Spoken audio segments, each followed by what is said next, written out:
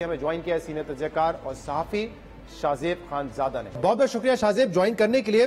शाहजेब, ये बात वाज़ेह हो चुकी है जो दो ऑडियो लीक साइफर से मुतल्लिक सामने आई हैं कि 10 मार्च तक पाकिस्तान तहरीक इंसाफ यानी कि उस वक्त की हुकूमत ये प्लान बना चुकी थी कि साइफर पर कैसे खेलना है, कैसे एक पब्लिक नैरेटिव बनाना है, लेकिन उस पर अमल दरामद किया गया 27 तारीख को परेड ग्राउंड जलसे पे। यानी कि इमरान खान इंतजार कर रहे थे कि वोट ऑफ नो कॉन्फिडेंस शायद किसी और वजह से नाकाम वो बना देंगे और फिर शायद इस साइफर को पब्लिक करने की जरूरत ना हो।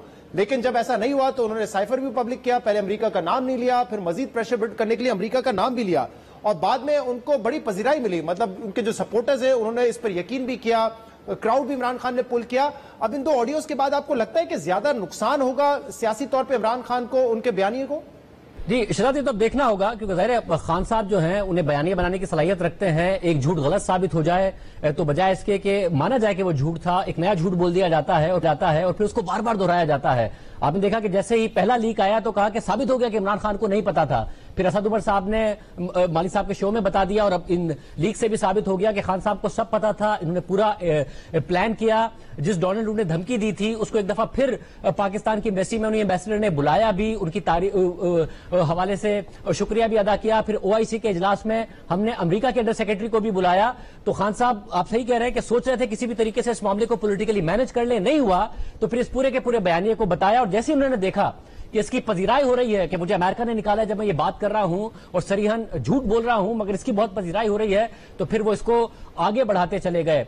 अफसोस इसमें यह नजर आ रहा है शहजाद के जाहिर खान साहब की एक बड़ी जबरदस्त कल्ट फॉलोइंग है, उनकी हर बात पर ट्रस्ट करती है। उसमें नजर आ रहा है कि वो उसको कितना फॉर ग्रांटेड ले रहे हैं। हमें नजर आया है कि डोनाल्ड ट्रंप के फॉलोअर्स भी बहुत ज्यादा कल्ट फॉलोइंग है, जो वो कहते हैं वो मानते हैं, कहते हैं कि उसको तो अल्लाह ने सब कुछ दिया हुआ, इतना अमीर आदमी है, सिर्फ हम अमेरिकन के लिए लड़ रहा है। मोदी साहब के जो फॉलोअर्स हैं वो भी हमें नजर आता है कि बड़ी कल्ट फॉलोइंग है, कहते हैं मोदी साहब के तो ना बच्चे हैं, वो तो हम भारतीयों के लिए लड़ रहे हैं। खान साहब के भी फॉलोअर्स इसी किस्म के हैं कि खुदा ने उनको सब कुछ दिया है, ये तो हमारे लिए लड़ रहा है। तो ऐसे फॉलोअर्स जो जब आप किसी जज को धमकी दें तो कहें खान साहब कितने बार धमकी दी है, जब उस जज से माफी मांग ले तो कहें कि खान साहब कितने डाउन टू अर्थ हैं, क्या जबरदस्त माफी मांगी है। वो मिसालें आपको दें कि हॉलैंड का जो प्राइम मिनिस्टर है वो साइकिल पर जाता है, मगर साथ ही जब आप उनसे कहें कि इमरान खान साहब तो हेलीकॉप्टर पर जाते हैं तो कहें उन्हें अवाम की बड़ी फिक्र है ना, वरना प्रोटोकॉल लगेगा तो बड़े मसाइल होंगे अवाम के लिए, इसलिए वो हेलीकॉप्टर पर जाते हैं। वो बताएं कि नवाज शरीफ के तो 2 बच्चे बाहर हैं, उसे पाकिस्तान की क्या फिक्र होगी, मगर जब आप उनसे कहें खान साहब के 3 बच्चे बाहर हैं तो वो कहें देखें खान साहब को पाकिस्तान की कितनी फिक्र है कि अपने बच्चों को छोड़कर पाकिस्तान पर मेहनत कर रहे हैं। ऐसे फॉलोअर को खान साहब फॉर ग्रांटेड ले रहा है कि इनको कुछ भी बता दें, इनको क्या समझ में आता है, ट्रांसक्रिप्ट को लेटर कह दें। तो मेरा ख्याल है कि काफी फॉर ग्रांटेड लिया है। उसमें असद उमर साहब शामिल हों उस पूरी कॉन्स्पिरेसी में, फिर शामिमुत कुरैशी साहब शामिल हों। मेरा ख्याल है कि डैमेजिंग बहुत है, मगर बैक टू बैक जो डैमेजिंग चीजें आई हैं खान साहब ने उस नैरेटिव को घुमा दिया। देखते हैं इसको घुमाने में कामयाब होते हैं या नहीं। और आगे अब क्या होगा, क्योंकि इमरान खान ने जो रद्द-ए-अमल पहले दिया था, जब पहला पार्ट आया था इस ऑडियो का, तो इमरान खान ने कहा कि बहुत अच्छा हुआ ये लीक सामने आ गई, अब मैं कहता हूं कि जो साइफर है उसी को पब्लिक कर दिया जाए, उसको रिलीज कर दिया जाए। ये तो ऑब्वियसली सिफारती तौर पर नामुमकिन सी बात है कि हुकूमत ये करेगी, लेकिन क्या जैसे वजीर आजम शहबाज शरीफ ने कहा था कि हम पार्लिमानी सिक्योरिटी कमेटी में इजलास बुलाएंगे और वहां पे इस मामले को उठाएंगे, क्या इसकी जरूरत है? या आपके ख्याल में जितनी इस पे तहकीकात हो चुकी है, जो नेशनल सिक्योरिटी कमेटी का पॉइंट ऑफ व्यू आ चुका है, उसके बाद इसकी जरूरत नहीं है? शरद, कुछ ना कुछ तायुन होने की तो जरूरत है। देखिए, एक बयानिया बनाया गया और एक लीडर ने बनाया। एक तो इस बात की इन्वेस्टिगेशन की बिल्कुल जरूरत है कि जी ये लीक कैसे हुई है, वजीर आजम की उस वक्त की भी और इस वक्त के वजीर आजम की भी, ये एजेंसियों का फेलियर है और इसको इन्वेस्टिगेट होना चाहिए।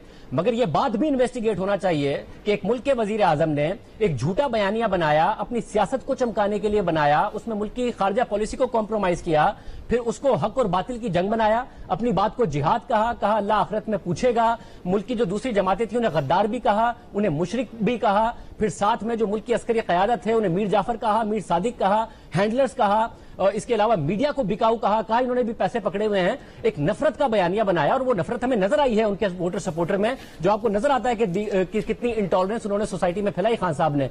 तो मुल्क की मईशत, मुल्क की खारजा पॉलिसी खान साहब ने जो कॉम्प्रोमाइज की है, इस सबकी इन्वेस्टिगेशन तो होनी चाहिए। फोरम क्या होगा, जाहिर ये हुकूमत तय कर सकती है कि क्या फोरम हो सकता है, मगर इस मामले को छोड़ा नहीं जा सकता, ना तो लीक के मामले को, ना ही खान साहब ने किस तरीके से सारे मामले को इस्तेमाल करके जो मुल्क को नुकसान पहुंचाया उस मामले को। सही, तो आपके ख्याल में इस मामले को ऐसे छोड़े नहीं जा सकते? टाइमिंग के हवाले से आप बात करें, बड़ी इंपॉर्टेंट है, क्योंकि जुलाई में अंसार अब्बासी साहब जो कि द न्यूज के इन्वेस्टिगेटिव हेड है, उन्होंने खबर दी थी, अपने कॉलम में इस बात का जिक्र किया था कि ऐसी एक ऑडियो एग्जिस्ट करती है जुलाई में ये ऑडियो आ जाती तो इमरान खान साहब जो बयानियां बना रहे थे उसको पहले कमजोर करने का एक मौका मिल जाता, लेकिन ऐसा हुआ नहीं। आपको क्या लगता है कि इस वक्त इस ऑडियो को लाने का क्या मकसद हो सकता है, क्या वजह हो सकती है? क्योंकि 3 दिन पहले ही इस ऑडियो का जो पार्ट 1 आया था उससे 2-3 दिन पहले शहबाज शरीफ साहब की ऑडियो आई थी और वो भी प्राइम मिनिस्टर हाउस की थी, तो टाइमिंग को कैसे देखते हैं आप? देखिए, टाइमिंग तो अहम है शहजाद, या बिल्कुल दुरुस्त कह रहे हैं कि इस ऑडियो के चर्चे थे। हम पहले भी जब बात होती थी तो इस पर बात किया करते थे कि जिस ऑडियो की खबरें गर्दिश कर रही हैं, अंसार अब्बासी साहब ने भी ये लिखा, तो ये इस वक्त आना, पहले शहबाज शरीफ साहब की अचानक ऑडियो आ जाना, जबकि चर्चा यही था कि खान साहब की ऑडियो आ सकती है, खान साहब की वीडियो आ सकती है। और आपको याद होगा खान साहब अपने इंटरव्यूज में जो मुमकिन कोई भी ऑडियो आए और वीडियो आए उसको कवर भी करना शुरू हो गए थे। हमने श्री मजारी साहिबा की तरफ से भी देखा ऐसी बातें हो रही थी। इमरान खान साहब अपने इंटरव्यूज में कह रहे थे, डीप फेक की बातें कर रहे थे कि मुझे बदनाम करने के लिए, मेरा इमेज खराब करने के लिए ऐसी चीजें हो सकती हैं। मगर चीज अचानक आ गई शहबाज शरीफ साहब की और उस पर हमने देखा कि इमरान खान साहब ने बयानियां बनाना शुरू कर दिया। उस वक्त उन्होंने नहीं कहा, ये आज जरूर कहा उन्होंने कि वजीर आजम की कैसे ऑडियो जो है वो लीक हो रही है और एजेंसी से और न्यूट्रल से सवाल किया है, उस वक्त नहीं कहा। उस वक्त उन्होंने बयानियां बनाना शुरू कर दिया। अब जब अपनी आई है तो फिर वो जरूर इस इन्वेस्टिगेशन का और इन तमाम चीजों का मुतालबा करें। तो टाइमिंग है कि किसी एक ही के पास था ये सब कुछ, जो शहबाज शरीफ साहब की भी लीक हुई और खान साहब की भी लीक हुई, या कुछ अलग अलग था कि पहले जब शहबाज शरीफ साहब की हो गई तो मौका मिला और बदले में ये हो गया। इन तमाम चीजों की जाहिर इन्वेस्टिगेशन तो होनी चाहिए। आप दुरुस्त कह रहे हैं, टाइमिंग तो अहम है। और शाहजेब, अगर पूरा इस वक्त सियासी मंजरनामे का जायजा ले तो हमें पता है कि पिछले 6 महीने में बहुत कुछ बदल चुका है और इस तरह की ऑडियो लीक्स उस वक्त होती हैं आपको जब नुकसान ज्यादा हो और आपके रियासत से, रियासती इदारों से ताल्लुकात खराब हो, और दूसरी तरफ जब आपके रियासत और रियासती ताल्लुकात मजबूत होने लगते हैं, बेहतर होने लगते हैं, तो वो केसेस जिनको बड़ा कानूनी तौर पे कमजोर देखा जाता है उसमें आपको रिलीफ नहीं मिल रहा होता, लेकिन ताल्लुकात बेहतर होने के बाद वहां से भी आपको रिलीफ मिलना शुरू हो जाता है। तो ये दोनों तरफ हम देख रहे हैं। आपको लगता है कि जो मरियम नवाज साहबा ने भी एक मौके पे कहा था कि सब कुछ अंडू करना पड़ेगा, चीजें रिवर्स करनी पड़ेंगी, फैसले रिवर्स होने पड़ेंगे, तो आपको लगता है कि साइड चेंज हो चुकी हैं और अब ये सारा मामला जो है वो उसको रिवर्स करने की तरफ, उसको अंडू करने की तरफ कोशिशें जारी हैं?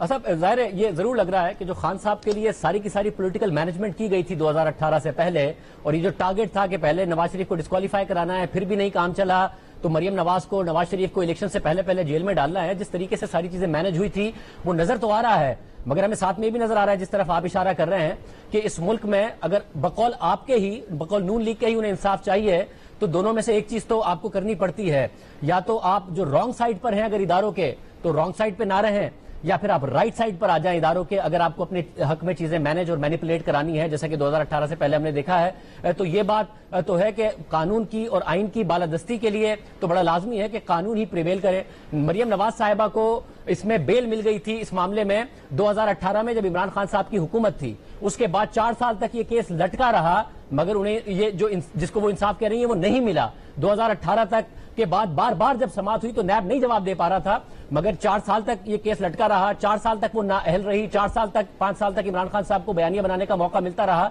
मगर अब जाके अगर उनकी बरियत होती है उस मामले में, जिसके मेरिट पर 2018 में इस्लामाबाद हाई कोर्ट के चीफ जस्टिस अतर मिन अल्लाह ने उस वक्त सवाल उठा दिए थे कि इस बादियों नजर में इस केस में हमें नकाइस नजर आ रहे हैं और मुश्किल है कि ये सजाएं जो है वो स्टैंड कर पाएंगी जब अपील की समाअत होगी। उसके बावजूद 4 साल लग जाना इस बात पर सवाल उठाता है कि इस मुल्क में आईन और कानून की बालादस्ती खुद ही हो जाती है, या फिर आपको रॉन्ग साइड से हटना पड़ता है या राइट साइड पर आना पड़ता है।